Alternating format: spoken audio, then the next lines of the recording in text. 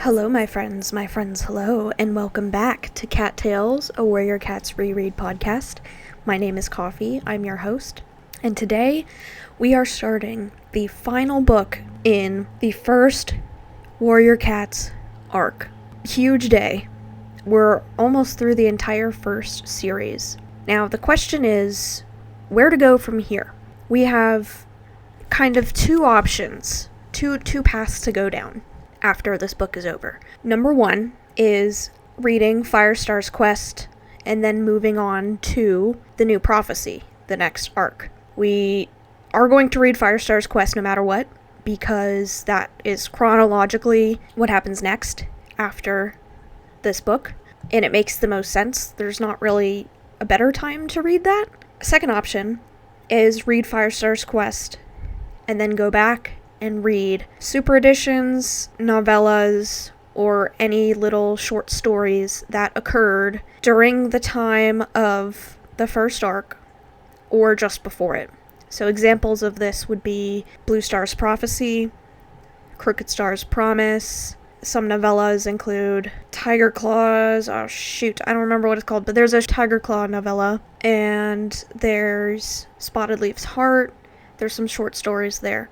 Or we can save that for way later down the line, once we are caught up in the main series, which, unless these books end, will never really be caught up in the main series. I would love to hear feedback.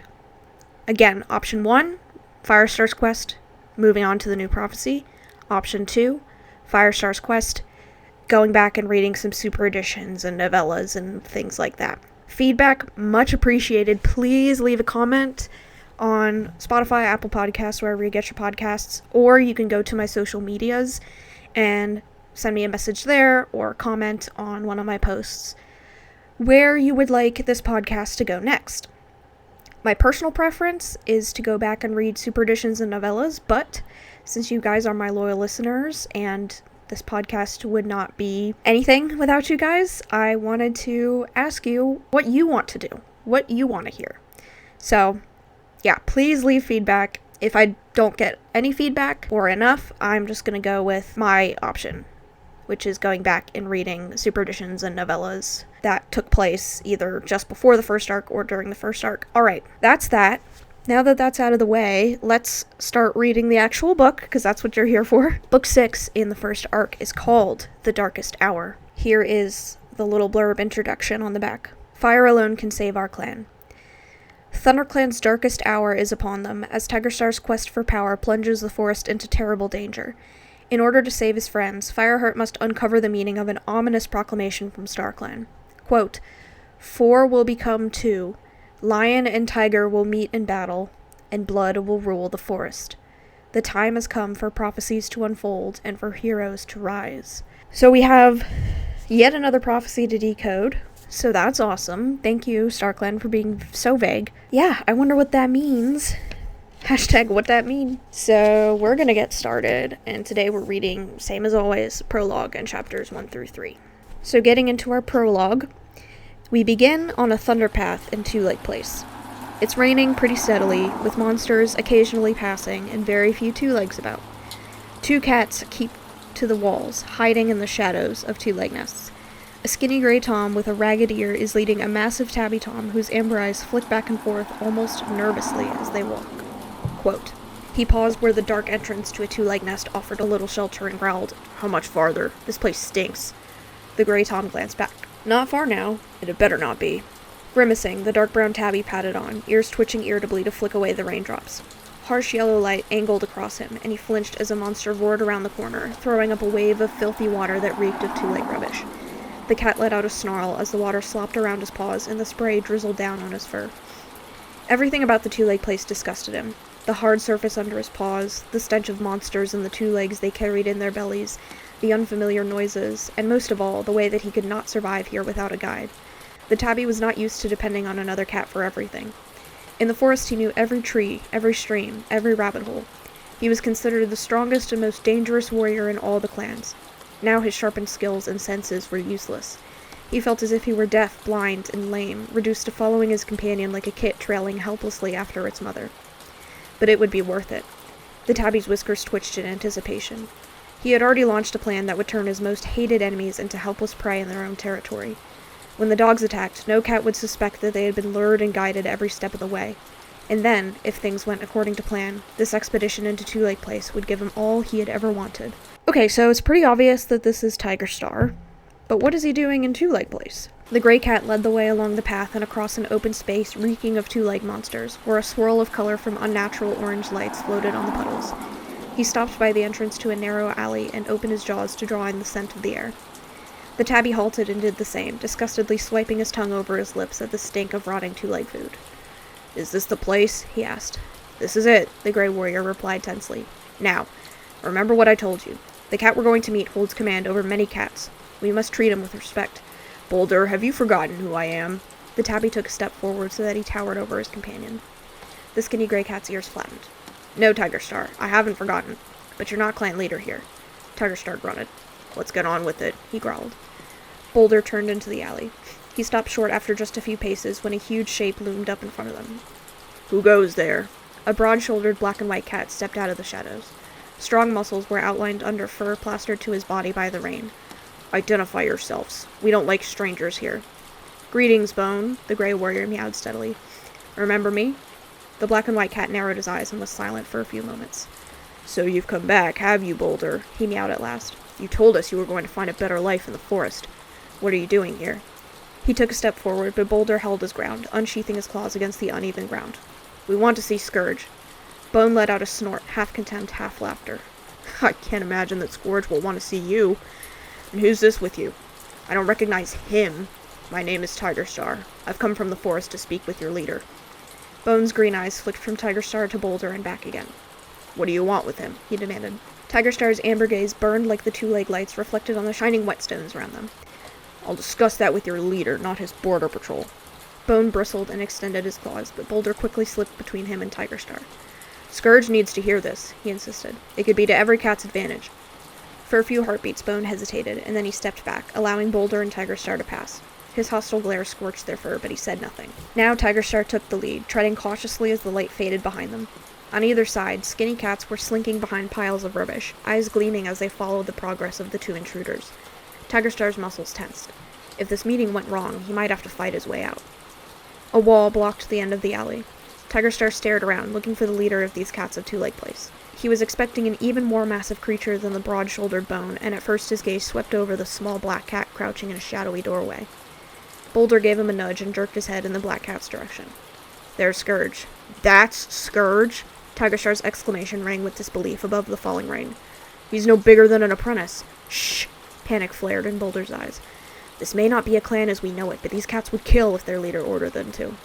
"It seems I have visitors." The black cat's voice had a brittle, high-pitched sound like the splintering of ice. "I wasn't expecting to see you again, Boulder. I'd heard you'd gone to live in the forest." I'm so sorry, but I'm imagining him to have a voice similar to Invader Zim or something.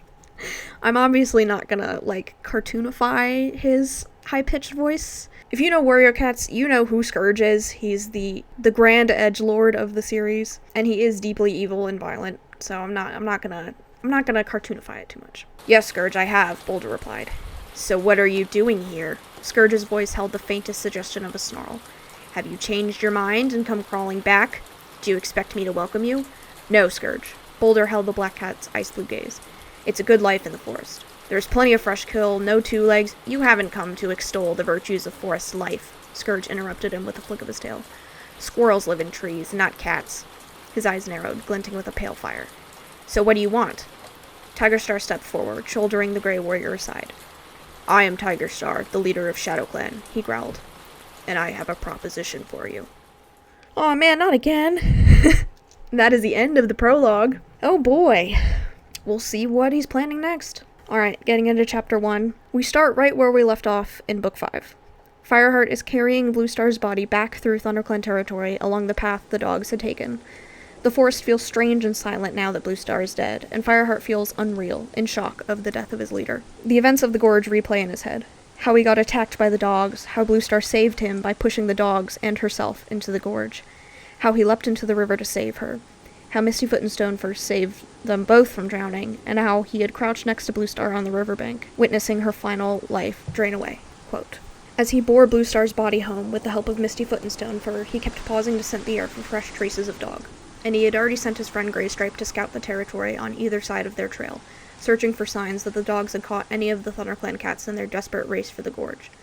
So far, to Fireheart's relief, they had found nothing. Now, skirting a bramble thicket, Fireheart set down his lifeless leader once more and raised his head to drink in the air, thankful to taste only the clean scents of the forest. A moment later, Graystripe appeared around a clump of dead bracken. "Everything's fine, Fireheart," he reported. "Plenty of broken undergrowth, but that's all." "Good," Fireheart meowed. His hope rose that the dogs that had escaped the fall into the gorge had fled in terror, and the forest once again belonged to the 4 clans of wildcats. His clan had lived through 3 terrible moons when they had become prey in their own territory, but they had survived. "Let's keep going. I want to check that the camp is safe before the clan comes back." He and the RiverClan warriors took up Bluestar's body again and carried it through the trees. At the top of the ravine that led down to the camp entrance, Fireheart paused. He briefly remembered the early morning when he and his warriors had followed the trail of dead rabbits that Tigerstar had laid to lure the dog pack to the ThunderClan camp. At the end of the trail, they had found the body of the gentle Queen Brindleface, slaughtered to give the savage dogs a taste for cat blood. But now everything seemed peaceful, and when Fireheart tasted the air again, he could detect only cat scent coming from the camp. "Wait here," he meowed. "I'm going to take a look." "I'll come with you," Graystripe offered instantly. "No." It was Stonefur who spoke, flicking out his tail to bar the Grey Warrior's way. "I think Fireheart needs to do this alone." Flashing a grateful look at the RiverClan deputy, Fireheart began picking his way down the ravine, his ears pricked for any sound of trouble ahead. But the strange silence still reigned over the forest. As he emerged from the gorse tunnel into the clearing, Fireheart paused to glance warily around. It was possible that one or more of the dogs had never made it to the gorge, or that Tigerstar had sent ShadowClan warriors to take over the camp. But all was quiet. Fireheart's fur prickled with the strangeness of seeing the camp deserted like this, yet there was no sign of danger, and still no scent of dogs or ShadowClan. To be sure the camp was safe, he rapidly checked the dens in the nursery. Memories came unbidden.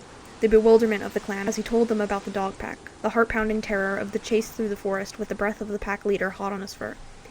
At the foot of the high rock, listening to the wind whispering through the trees, Fireheart thought back to the time Tigerstar had stood here, boldly facing his clan as they discovered the true depth of his treachery.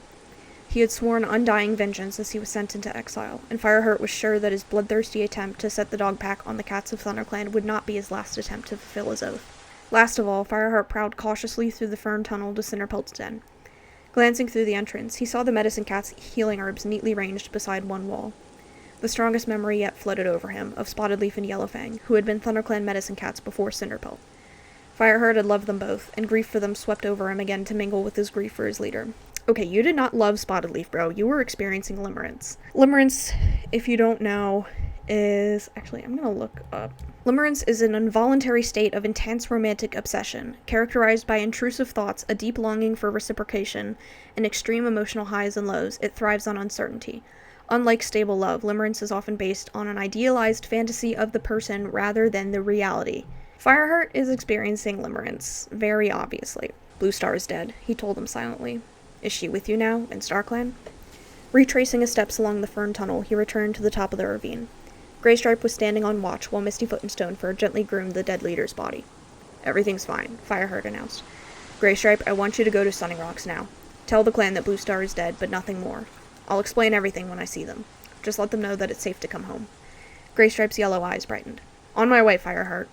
He spun around and tore off through the forest, heading for Sunning Rocks, where the clan had gone to hide while the dogs were following Tigerstar's trail of rabbit blood to their camp.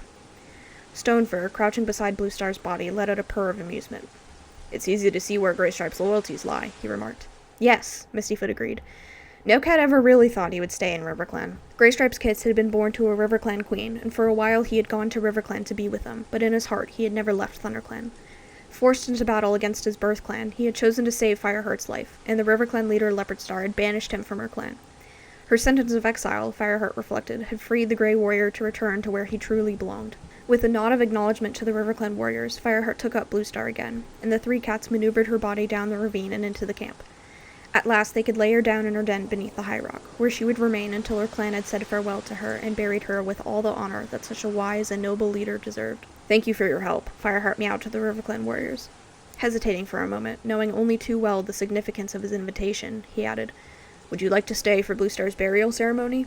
That is a generous offer, Stonefur replied, showing only a flicker of surprise that Fireheart should admit members of a rival clan to something so private. But we have duties in our own clan. We must be getting back. Thank you, Fireheart, meowed Mistyfoot. That means a lot to us, but your clan will think it's strange if we stay. They don't know, do they, that Bluestar was our mother? No, Fireheart told her. Only Greystripe. But Tigerstar overheard what you and Bluestar said to each other on the riverbank. You must be prepared in case he chooses to reveal it at the next gathering. Stonefur and Mistyfoot exchanged a glance. Then Stonefur drew himself up, his blue eyes gleaming defiantly. Let Tigerstar say what he likes, he meowed. I'll tell RiverClan myself today. We're not ashamed of our mother. She was a noble leader, and our father was a great deputy. Yes, Mistyfoot agreed. No cat can argue with that, even if they did come from different clans. Well, they switched up fast. Really funny how people respect you more after you're dead, because they were mad at her. And then she was dying, and they were like, we'll forgive her, which is good. At least they forgave her at some point, but alright. Their courage and determination reminded Fireheart of their mother, Bluestar. She had given them up to their father, Oakhart, the RiverClan deputy, and the two cats had grown up believing that they had been born in RiverClan. At first they had hated Bluestar when they learned the truth, but this morning, as she lay dying on the riverbank, they had found it in their hearts to forgive her. In the midst of his pain, Fireheart was relieved beyond words that his leader had been reconciled with her kits before she went to StarClan. He alone of all the ThunderClan cats knew how much Bluestar had suffered, watching them grow up in another clan. I wish we'd known her better, Stonefur meowed sadly, as if he could read Fireheart's thoughts. You're lucky to have grown up in her clan and been her deputy. I know. Fireheart looked down sorrowfully at the blue-gray she-cat lying so still on the sandy floor of the clearing. Bluestar looked small and helpless now that her noble spirit had left her body and gone to hunt with StarClan. May we say goodbye to her alone? Mistyfoot asked tentatively. Just for a few moments? Of course, Fireheart replied. He padded out of the den, leaving Stonefur and Mistyfoot to crouch down beside Bluestar's body and share tongues with their mother for the first and last time. Actually, they shared tongues with her right before she died on the riverbank. Somebody didn't read the books. As he skirted the high rock, he heard the sound of cats approaching through the gorse tunnel. Hurrying forward, he saw Frostfur and Speckletail creep timidly into the clearing, hesitating in the shelter of the tunnel before they dared venture back into the camp. With the same wariness, Brackenfur and Goldenflower followed. Pain stabbed Fireheart's heart to see his cats so wary of their own home, and his eyes sought out one warrior in particular. Sandstorm, the pale ginger she-cat he loved. He needed to know that she was unhurt after the crucial part she had played in luring the dog pack away from the camp. Fireheart spotted his nephew Cloudtail. The white warrior was carefully escorting Lostface, a young cat who had suffered terrible injuries from the dog pack before they attacked the camp. Next, Cinderpelt came limping through the entrance with a bundle of herbs in her mouth, and pushing eagerly behind her were Bramblepaw and Tawnypaw, the two newest apprentices, who were also Tigerstar's kits. At last Fireheart saw Sandstorm padding along beside Willowpelt, while Willowpelt's three kits bounced around them, happily unaware of the crisis their clan had endured. A purr swelled in Fireheart's throat as he ran toward Sandstorm and pressed his muzzle into her flank. The pale orange warrior covered his ears with licks, and when he looked up at her, he saw a warm glow in her eyes. I was so worried for you, Fireheart, she murmured. I couldn't believe the size of those dogs. I've never been so scared in my life. Nor have I, Fireheart confessed. All the time I was waiting, I kept thinking they might have caught you. Caught me? Sandstorm pushed away from him. The end of her tail was twitching, and for a heartbeat Fireheart thought he had offended her, until he saw the sparkle in her eyes. I was running for you and the clan, Fireheart. It felt as if I had the speed of StarClan. She paced into the center of the clearing and looked around, her expression clouding. Where is Bluestar? Greystripe told us she was dead. Yes, Fireheart replied. I tried to save her, but the struggle in the river was too much for her. She's in her den. He hesitated before adding, Mistyfoot and Stonefur are with her. Sandstorm turned to him, her fur bristling with alarm. There are RiverClan cats in our camp? Why? They helped me pull Bluestar out of the river, Fireheart explained. And she's their mother. Sandstorm froze and her eyes grew huge. Bluestar? But how? Fireheart interrupted her by pressing his muzzle against hers. I'll tell you all about it later, he promised. Right now I have to make sure the clan is okay. While they were speaking, the rest of the clan had appeared through the gorse tunnel and begun to gather in a ragged circle around Fireheart and Sandstorm. Fireheart spotted Fernpaw and Ashpaw, the two apprentices who had begun the race to lure the dogs away from the camp. Well done, both of you, he meowed. The young cats let out a purr. We hid in the hazel thicket where you told us, and jumped out as soon as we saw the dogs, mewed Ashpaw. Yes, we knew we had to keep them away from the camp, Fernpaw put in. You were very brave, Fireheart praised them. Once again, he remembered the limp body of Brindleface, the apprentice's mother, murdered by Tigerstar. I'm proud of you, and your mother would be proud too. Ashpaw shrank, suddenly looking like a fragile kit. I was terrified, he admitted. If we'd known what the dogs were like, I don't think we'd have dared to do it. We were all terrified, Dustpelt meowed as he came up and gave Fernpaw a gentle lick. I've never run so fast in my life. You two did brilliantly. Though he praised his own apprentice equally, the warmth in Dustpelt's gaze was all for Fernpaw. Fireheart managed to hide his amusement. The brown tabby warrior's affection for her was no secret. Isn't she still a minor, technically? Dustpelt's a bit weird for this. Like, I guess there's no, like, age of consent in Warriors or whatever. But it's a little weird that he's crushing on an apprentice, and they're not that close in age. You did well too, Dustpelt, Fireheart meowed. The clan owes thanks to all of you. Dustpelt held Fireheart's gaze for a moment before he gave him a little nod of acknowledgement. As he turned away, Fireheart spotted Cloudtail gently guiding Lostface past and stopped them to ask, "Are you okay, Lostface?" "I'm fine," the young she-cat replied, though she glanced around nervously with her good eye. "Are you sure none of the dogs got this far?" "I checked the whole camp myself," Fireheart told her. "There was no sign of any dogs. She was very brave at Sunning Rocks," meowed Cloudtail, touching his muzzle to Lostface's shoulder. "She helped me keep watch from a tree." Lostface brightened. "I can't see as well as I used to, but I can listen and scent." "Well done," Fireheart meowed. "You too, Cloudtail. I was right to rely on you." "They've all done well." That was Cinderpelt's voice. Fireheart turned to see her limping toward him with Mousefur just behind her. There was no panic at all, not even when we heard the pack howling. "And every cat's okay?" Fireheart asked anxiously. "They're all fine." The medicine cat's blue eyes glowed with relief. Mousefur tore a claw when she was running from the dogs, but that's all. "Come on, Mousefur, I'll give you something for it." As Fireheart watched them go, he realized that Whitestorm had appeared beside him. "Can I have a word with you?" "Of course." "I'm sorry." Whitestorm's eyes were full of anguish. "I know you asked me to take care of Bluestar when we were fleeing from the dogs. But she slipped away from Sunning Rocks before I realized she'd gone. It's my fault she's dead." Fireheart narrowed his eyes at the older warrior. For the first time, he noticed how exhausted he looked. Although Whitestorm was the senior warrior of ThunderClan, he had always seemed strong and vigorous, his white coat sleek and well-groomed. Now he looked 100 seasons older than the cat who had left camp that morning. "That's ridiculous," Fireheart insisted. "Even if you had noticed that Bluestar had gone, what could you have done? She was your leader. You couldn't have made her stay." Whitestorm blinked. "I didn't dare send another cat after her, not with the pack loose. All we could do was sit up in the trees around Sunning Rocks and listen to the howling." A shudder ran through his body. "But I should have done something." "You did everything," Fireheart told him. "You stayed with the clan and kept them safe. Bluestar made her own decision in the end. It was the will of StarClan that she died to save us." Whitestorm nodded slowly, though his eyes were still troubled as he murmured, "Even though she had lost all faith in StarClan." Fireheart was aware of the secret they shared, that in her last moons, Bluestar's mind had begun to give way. Shocked to the core by the discovery of Tigerstar's treachery, Bluestar had begun to believe that she was at war with her warrior ancestors. Fireheart and Whitestorm, with Cinderpelt's help, had managed for the most part to keep the knowledge of their leader's weakness from the rest of the clan. But Fireheart also knew that Bluestar's feelings had changed during the last moments of her life. "No, Whitestorm," Fireheart replied, thankful that there was some comfort he could offer the gallant old warrior. "She made her peace with StarClan before she died. She knew exactly what she was doing and why. Her mind was clear again, and her faith was strong." Joy tempered the pain in Whitestorm's eyes, and he bowed his head. Fireheart realized how devastating Bluestar's death must be for him. They had been friends throughout a long life. By now, the rest of the clan had crept into the circle around Fireheart. He could see the traces of their terrible experience still in their eyes, along with fear for the future. Swallowing uncomfortably, he realized that it was his duty now to calm those fears. "Fireheart?" Brackenfur asked hesitantly. "Is it true that Bluestar's dead?" Fireheart nodded. "Yes, it's true. She died saving me, and all of us." For a moment he thought his voice would fail completely, and he swallowed hard. "You all know that I was the last cat on the trail to lead the dogs to the gorge. When I was almost at the edge, Tigerstar leaped out at me and held me down so that the pack leader caught up to me. He would have killed me, and the dogs would still be loose in the forest if it hadn't been for Bluestar. She threw herself at the dog, right on the edge of the gorge, and they both went over." He could see a ripple of distress sweeping across his clanmates, like wind stirring the trees. "What happened then?" Frostfur asked quietly. "I went in after her, but I couldn't save her." Briefly, Fireheart closed his eyes, remembering the churning water and his hopeless struggle to keep his leader afloat. "Mistyfoot and Stonefur from RiverClan came to help me when we had been swept clear of the gorge," he went on. "Bluestar was alive when we got her out, but it was too late. Her 9th life was over, and she left us to join StarClan." A yowl of grief came from somewhere among the circle of cats.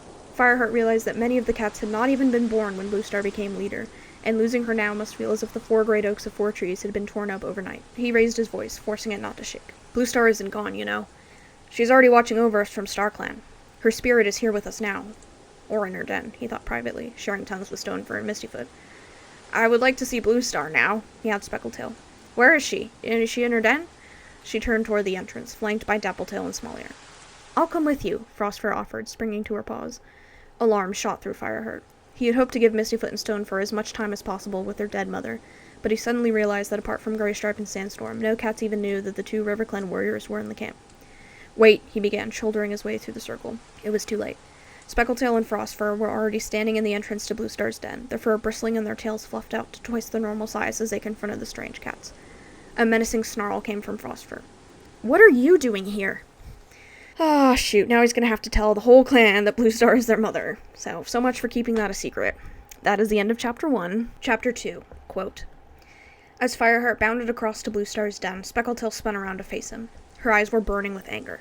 "There are 2 RiverClan cats here," she growled, "mauling our leader's body." No, they're not," Fireheart gasped. "They've a right to be here." He realized that the rest of the clan had gathered anxiously behind him, and he heard Cloudtail yowling a challenge, with snarls of rage breaking out all around. Fireheart whirled to face them. "Keep back," he ordered. "It's all right. Mistyfoot and Stonefur, you know they're here?"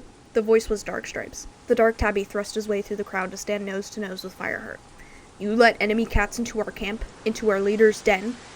Fireheart took a breath, forcing himself to stay calm. He deeply mistrusted the black-striped tabby. When the clan had been preparing to escape the dog pack, Darkstripe had tried to slip away with Tigerstar's kits. He had sworn that he knew nothing of Tigerstar's plot to destroy ThunderClan with the dogs, but Fireheart was not sure he believed him. "Have you forgotten what I told you?" he asked. "Mistyfoot and Stonefur helped me to pull Bluestar out of the river." "So you say," Darkstripe spat. "How do we know you're telling the truth? Why should RiverClan cats help ThunderClan?" "They've helped us often enough in the past," Fireheart reminded him. "More of us would have died after the fire if RiverClan hadn't given us shelter." "That's true," meowed Mousefur. She had returned with Cinderpelt from the Medicine Cat's den in time to hear the confrontation, and now she pushed forward to stand beside Darkstripe. "But it's no excuse to leave them alone in the den with Bluestar's body. What are they doing in there?" "We are giving honor to Bluestar." Stonefur spoke defiantly, and Fireheart turned his head to see that the RiverClan deputy and Mistyfoot had appeared in the mouth of the den. They both looked taken aback at the reaction of the ThunderClan cats, their fur beginning to bristle as they realized they were being treated as intruders. "We wanted to say goodbye to her," Mistyfoot meowed. "Why?" Mousefur demanded. Fireheart's stomach clenched as Mistyfoot faced the light brown she-cat and answered, "She was our mother." Well, at least Fireheart didn't have to tell them. Silence fell, broken only by the call of a blackbird from the edge of the camp. Fireheart's mind raced as he faced the shocked, hostile stares of his clan. His gaze met Sandstorm's. She looked dismayed, as if she guessed that Fireheart would never have chosen for ThunderClan to discover their leader's secret like this. "Your mother?" growled Speckletail. "I don't believe it. Bluestar would never have allowed her kits to be raised in another clan." "Believe it or not, it's true," Stonefur retorted. Fireheart stepped forward, warning Stonefur to stay silent with a flick of his tail. "I'll deal with this now. You and Mistyfoot had better go." Stonefur gave him a curt nod and took the lead as he and Mistyfoot made their way through the gorse tunnel. Fireheart heard 1 or 2 furious hisses as the ThunderClan cats parted to let them pass. "The thanks of the clan go with you," Fireheart called out after them, his voice echoing thinly off the high rock. Mistyfoot and Stonefur didn't respond. They didn't even turn to look back before they vanished into the tunnel. Fireheart feels the urge to run from his new responsibilities, but he knows he has to tell the clan now rather than have Tigerstar reveal it later. Bracing himself, he leaps onto the high rock to address the clan. They look both angry and confused, Darkstripe narrowing his eyes as if he's planning what to say to Tigerstar. Although Tigerstar already knows, Fireheart wonders how he'll use this in his quest for revenge and getting his kits back. Quote, Fireheart took a deep breath and began, "It's true that Mistyfoot and Stonefur are Bluestar's kits." He struggled to keep his voice steady, and prayed to StarClan to give him the right words so that the cats would not turn against Bluestar. Oakheart of RiverClan was their father. When her kits were born, Bluestar gave them to him to be brought up in his clan. "How do you know?" snarled Frostfur. "Bluestar would never have done that. If the RiverClan cats said so, they're lying." "Bluestar told me herself," Fireheart replied. He met the white cat's gaze. Her eyes blazed with fury, her teeth were bared, but she did not quite dare to accuse him of lying. "Are you telling us she was a traitor?" she hissed. 1 or 2 cats yowled a protest. Frostfur spun around, fur bristling, and Whitestorm rose to face her. Though the senior warrior looked stunned with shock, his voice was steady as he meowed. "Bluestar was always loyal to her clan." "If she was so loyal," Darkstripe put in, "why did she let a cat from another clan father her kits?" Fireheart found that question hard to answer. Not long ago, Greystripe had taken a mate from RiverClan, and his kits were growing up there now. The ThunderClan cats had been so horrified that Greystripe had felt he couldn't stay in his birth clan any longer. Although he had returned, some cats still felt hostile to him and doubted his loyalty. "Things happen," Fireheart replied. "When the kits were born, Bluestar would have brought them up to be loyal ThunderClan warriors, but I remember those kits." This time the interruption was from Smallier. "They disappeared out of the nursery. We all thought a fox or a badger had gotten them. Bluestar was distraught. Are you saying that was all a lie?" Fireheart looked down at the old gray tomcat. "No," he promised. "Bluestar was devastated at the loss of her kits, but she had to give them up in order to become clan deputy." "You're telling us her ambition meant more to her than her kits?" asked Dustpelt. The brown warrior sounded puzzled rather than angry, as if he couldn't reconcile this image with the wise leader he had always known. "No," Fireheart told him. "She did it because the clan needed her. She put the clan first, just as she always did. That's true, Whitestorm agreed quietly. Nothing meant more to Bluestar than ThunderClan.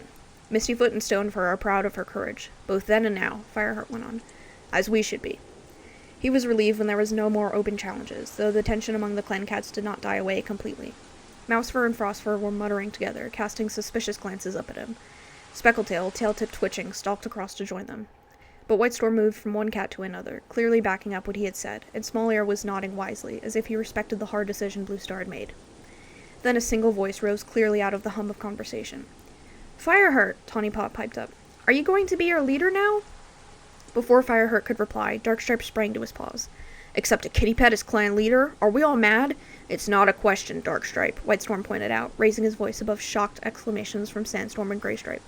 Fireheart is clan deputy. He succeeds Bluestar. That's all there is to it.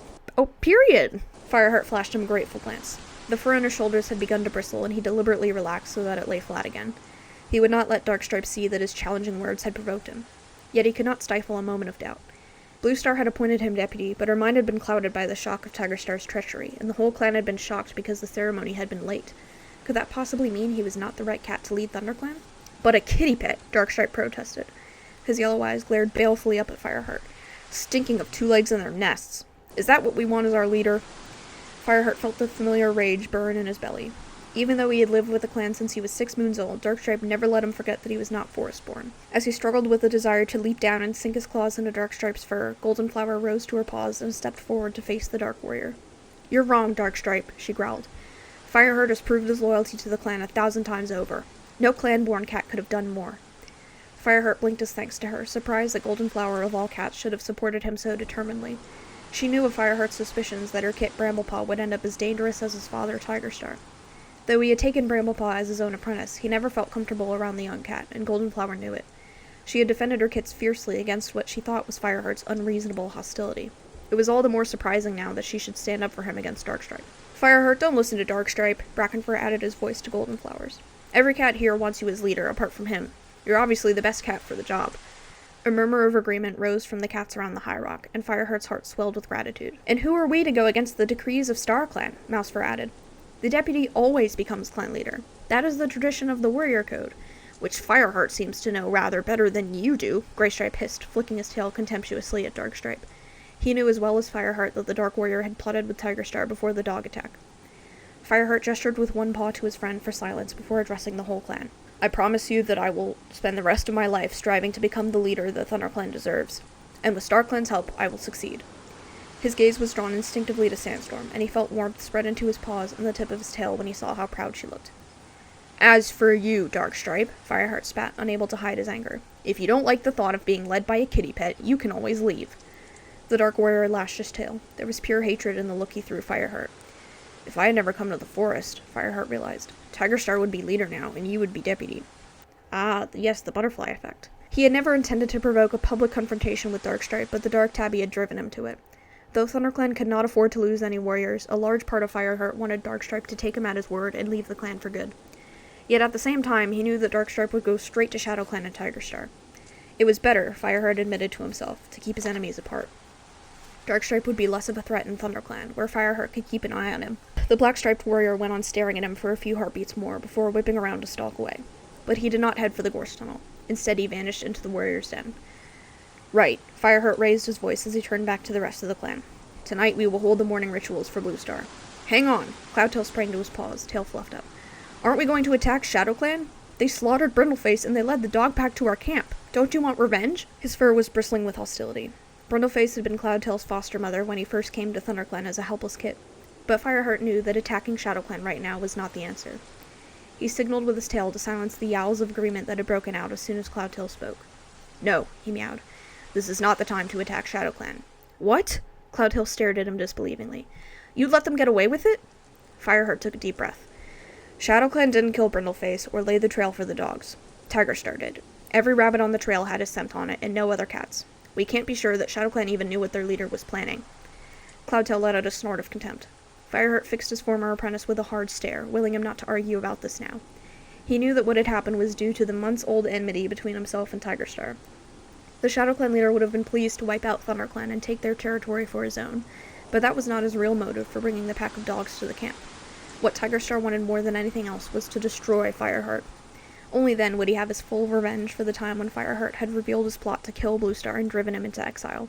Sooner or later, Fireheart now knew he would have to come face to face with Tigerstar in a final confrontation that only one of them could survive. He prayed to StarClan that when the time came, he would have the courage and strength to rid the forest of this bloodthirsty cat. "Believe me," he meowed out loud, addressing the whole clan. "Tigerstar will pay, but ThunderClan has no quarrel with ShadowClan." To Fireheart's relief, Cloudtail sat down again, his blue eyes blazing with anger, and muttered something to Lostface. Nearby, Goldenflower was crouched with her tail wrapped protectively around Bramblepaw and Tawnypaw, as if they were still young kits. She had made Fireheart himself tell the young cats what Tigerstar had done, and she was always afraid that the clan would judge them harshly because of their father's crimes. As Fireheart gave his decision not to attack, she visibly relaxed, and the two apprentices eased away from her. Bramblepaw flashed a look at Fireheart from narrowed amber eyes, and Fireheart wondered if he saw hostility there. "Did you actually see hostility, or did you make that up because it suits your narrative, Fireheart?" His, little, racist arc is getting old. It's getting really old. So, he pushes the problem of Bramblepaw to the back of his mind as he realizes that the sun is setting, and it's time for the clan to say goodbye to Bluestar. He asks Graystripe and Sandstorm to bring Bluestar's body into the clearing so that they can share tongues with her inside of StarClan. So the two get up and go into her den and reappear a moment later carrying Bluestar's body. They lay her down in the center of the clearing. He asks Sandstorm to round up a hunting patrol. After she said goodbye to Bluestar, he wants her to stock up the Freshco pile, and he directs Mousefur to lead a patrol towards Snake Rocks and the ShadowClan border to be sure that the dogs are gone and that there's no ShadowClan cats. Mousefur gathers up Goldenflower and Longtail, and Sandstorm gathers up Dustpelt and Cloudtail. Quote, Cinderpelt stood at Bluestar's head and gazed into the indigo sky, where the first stars of Silverpelt were beginning to appear. According to the ancient traditions of the clans, each star represented the spirit of a warrior ancestor. Fireheart wondered if there were one more star tonight for Bluestar. Cinderpelt's blue eyes shone with the secrets of StarClan. "Bluestar was a noble leader," she meowed.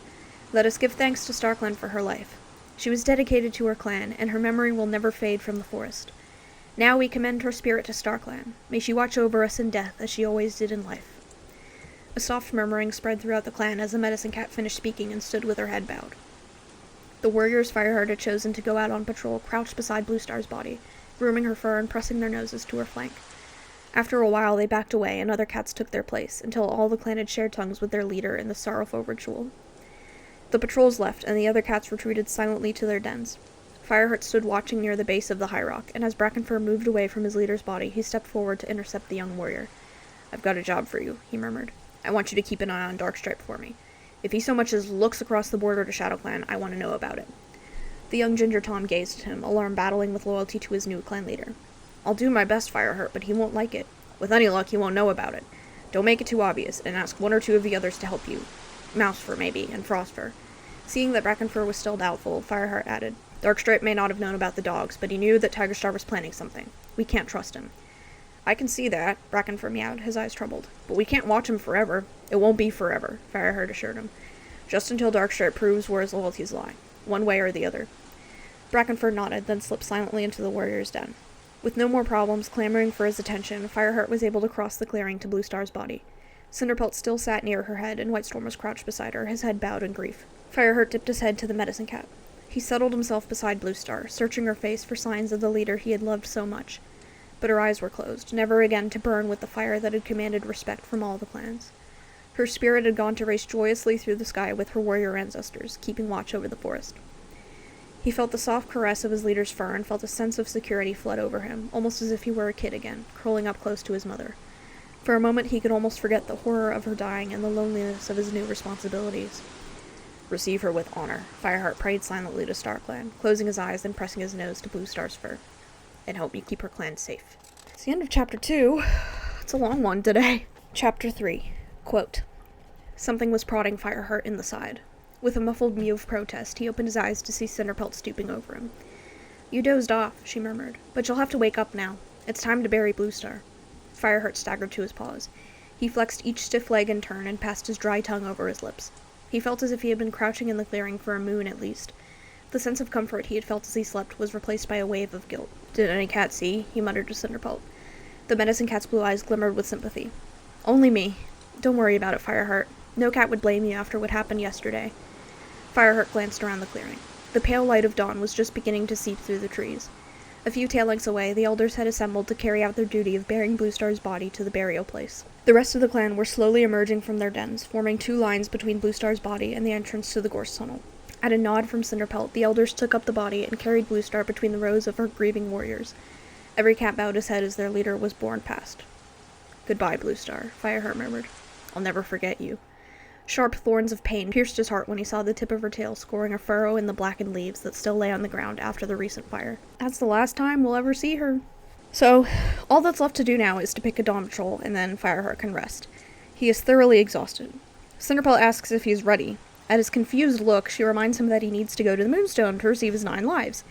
He hadn't realized it would happen right away, and he suddenly feels overwhelmed and fearful. No cat speaks of the sacred ritual of sharing tongues with StarClan. He can't imagine what might happen when he does, never mind that Highstones is a whole day's journey away. Quote, "StarClan will give you strength," meowed Cinderpelt, as if she had read his thoughts. Fireheart muttered in vague agreement. Glancing around, he spotted Whitestorm on his way to the warrior's den and summoned the older warrior with a flick of his tail. "I've got to go to Highstones," he meowed. "Will you take charge of the camp? We'll need a dawn patrol." "Consider it done," promised Whitestorm, and added, "StarClan go with you, Fireheart." Fireheart took a last look around the camp as he followed Cinderpelt toward the gorse tunnel. He felt as if he were going on a long journey, farther than he had ever traveled before, where the prospect of return looked doubtful. And in a way, he never would return, for the cat who came back would have a new name, new responsibilities, and a new relationship with StarClan. As he turned away, a yowl sounded behind him. Graystripe and Sandstorm were racing across the clearing. "You weren't sneaking off without saying goodbye?" Graystripe panted, skidding to a halt. Sandstorm said nothing, but she twined her tail with Fireheart's and pressed close to his side. "I'll be back tomorrow," Fireheart meowed. "Listen," he added awkwardly. "I know things will be different now, but I'll never stop needing you. Both of you. No cat ever had such good friends." Graystripe butted him in the shoulder. "We know that, you stupid furball," he mewed. Sandstorm's green eyes shone as she gazed into Fireheart's. "We'll always need you too, Fireheart," she murmured. "And you'd better not forget that." "Fireheart, come on!" Cinderpelt called from where she was waiting by the entrance to the gorse tunnel. "We have to reach Highstones by nightfall. And remember, I can't move as fast as you." "Coming!" Fireheart gave each of his friends a quick lick before plunging into the gorse tunnel after the medicine cat. His heart felt full of hope as he caught up to her and made his way to the top of the ravine. He might have been leaving his old life behind, but he could take with him everything that was important. That's a really sweet little, lesson in there. The frost had melted and the sun was up as they reached Four Trees. Fireheart is worried they'll run into a hostile WindClan patrol. Cinderpelt is convinced they won't be stopped, but Fireheart would rather avoid them altogether. Quote, his hopes were dashed as he and Cinderpelt reached the crest of a stretch of moorland and saw a WindClan patrol picking their way through the heather a few fox lengths below. They were downwind, so Fireheart had not detected their scent as a warning. The leader of the patrol raised his head, and Fireheart recognized the warrior Tornir. His heart sank when he saw that his old enemy Mudclaw was just behind him, with an apprentice Fireheart didn't know. He and Cinderpelt waited as the WindClan cats bounded through the heather toward them. There was no point in trying to avoid them now. Mudclaw curled his lip in a snarl, but Tornir dipped his head as he halted in front of Fireheart. "Greetings, Fireheart, Cinderpelt," he meowed. "Why are you here on our territory?" "We're on our way to Highstones," Cinderpelt replied, taking a step forward. Fireheart felt a surge of pride to see the respectful nod the WindClan warrior gave to his medicine cat. "No bad news, I hope?" Tornir asked. Cats did not usually travel to Highstones unless a crisis in their clan demanded direct communication with StarClan. "The worst," Cinderpelt meowed steadily. "Bluestar died yesterday." All three WindClan cats bowed their heads. Even Mudclaw looked solemn. "She was a great and noble cat," Tornir meowed at last. "Every clan will honor her memory." Raising his head again, he turned to Fireheart with a look of curiosity and respect in his eyes. "So you're to be leader now?" he asked. "Yes," Fireheart admitted. "I'm going to receive my 9 lives from StarClan." Tornir nodded, his gaze traveling slowly over the warrior's flame-colored pelt. "You're young," he commented, "but something tells me you'll make a fine leader." "Thank you," Fireheart stammered, taken by surprise. Cinderpelt rescued him. "We mustn't stay," she meowed. "It's a long way to Highstones." "Of course." Tornir stepped back. "We'll tell Tallstar your news." "May StarClan be with you," he called as the 2 ThunderClan cats bounded away. On the edge of the uplands, they paused again and looked down over a very different landscape. Instead of bare hillside broken by outcrops of rock and patches of heather, Fireheart saw a scattering of two-leg nests among fields and hedgerows. In the distance, the thunderpath cut a swath across the land, while beyond that, jagged hills reared up, their barren slopes looking gray and threatening. Fireheart swallowed. That desolate region was where they were heading. He realized that Cinderpelt was looking at him with understanding in her blue eyes. "Everything's different," Fireheart confessed. "You saw those WindClan cats. Even they don't treat me in the same way anymore." He knew he could never say these things to anyone except the medicine cat. Not even to Sandstorm. "It's as if every cat expects me to be noble and wise. But I'm not. I'll make mistakes, just like I did before. Cinderpelt, I'm not sure I can do this. Mouse brain. Fireheart was both shocked and comforted by the teasing note in Cinderpelt's voice. When you make mistakes. Not if, Fireheart. When. I'll tell you about them, believe me. More seriously, she added, and I'll still be your friend, no matter what. No cat that ever lived was perfect all the time. Bluestar wasn't. The trick is to learn from your mistakes and have the courage to be true to your heart. She turned her head and rasped her tongue over his ear. You'll be fine, Fireheart. Now let's go. She's the best character. They travel past Ravenpaw and Barley's barn. Fireheart is sad to not see them. They nervously cross the Thunderpath, and the sun is starting to set as they finally climb toward Highstones. Quote, as Fireheart and Cinderpelt reached the foot of the final slope, the sun was setting behind the peak. The evening shadows were lengthening, and a chill crept over the ground. Above his head, Fireheart could make out a square opening beneath an overhang of stone. We've reached Mothermouth, Cinderpelt meowed. Let's rest for a moment. She and Fireheart lay down together on a flat rock while the last of the light died from the sky and the stars of Silverpelt began to appear. The moon flooded all the landscape in a cold, frosty light. It's time, mewed Cinderpelt. All his misgivings coursed through Fireheart once again, and at first he thought his paws would not carry him. But he rose and began walking forward, the sharp stones biting into his pads, until he stood beneath the arch known to the clans as Mothermouth. A black tunnel yawned into darkness. From his previous visit, Fireheart knew that there was no point in straining his eyes to see what lay ahead. The blackness was unbroken all the way to the cavern where the moonstone lay. As he hesitated, Cinderpelt stepped forward confidently. Follow my scent, she told him. I will lead you to the moonstone. And from now on, until the ritual is over, neither of us must speak. But I don't know what to do, Fireheart protested. When we reach the moonstone, lie down and press your nose to it. Her blue eyes gleamed in the moonlight. StarClan will send you sleep, so that you may meet with them in dreams. There was a forest full of questions that Fireheart wanted to ask her, but none whose answers would help him overcome the creeping dread he felt. He bowed his head in silence and followed Cinderpelt as she made her way into the darkness. The tunnel sloped steadily downward, and Fireheart soon lost his sense of direction as it wound back and forth. Sometimes the walls were so close together that his fur and whiskers brushed the sides. His heart thumped wildly, and he opened his mouth to draw in Cinderpelt's comforting scent, terrified at the thought that he might lose her. At last he realized that he could see Cinderpelt's ears outlined against a faint light ahead. Other scents began to reach him, and his whiskers twitched in a flow of cold, fresh air. A heartbeat later, he rounded a bend in the tunnel, and the light grew suddenly stronger. Fireheart narrowed his eyes as he padded forward, sensing that the tunnel had opened out into a cave. High above his head, a hole in the roof showed a chink of night sky. A shaft of moonlight shone through it, falling directly onto a rock in the center of the cavern. Fireheart drew in his breath sharply. He had seen the moonstone once before, but he had forgotten just how startling it was. About 3 tailings high, tapering toward its top, it reflected the moonlight in its dazzling crystal as if a star had fallen to the earth. The white light lit up the whole cave, turning Cinderpelt's gray fur to silver. She turned toward Fireheart and signaled to him with her tail to take his place beside the moonstone. Unable to speak, even if he could think of anything to say, Fireheart obeyed. He lay down in front of the stone, settling his head on his paws so that his nose touched the smooth surface. The cold was a shock, so that he almost drew back, and for a moment he blinked at the light of stars sparkling in the depths of the stone. Then he closed his eyes and waited for StarClan to send him to sleep. It's the end of chapter 3, and that's where we're going to end for today. Ooh, cliffhanger! This is our first 9 live ceremony that we'll get to witness directly next time. Rip Bluestar. I can't believe she's gone. I'm definitely going to miss her. Even though she was acting crazy for 2 books, I'm kind of going to miss her. I'll miss her craziness. I don't know if I have much to say this time. I have to go to work in an hour. But thank you so much for joining me. Make sure to like and subscribe if you're on YouTube.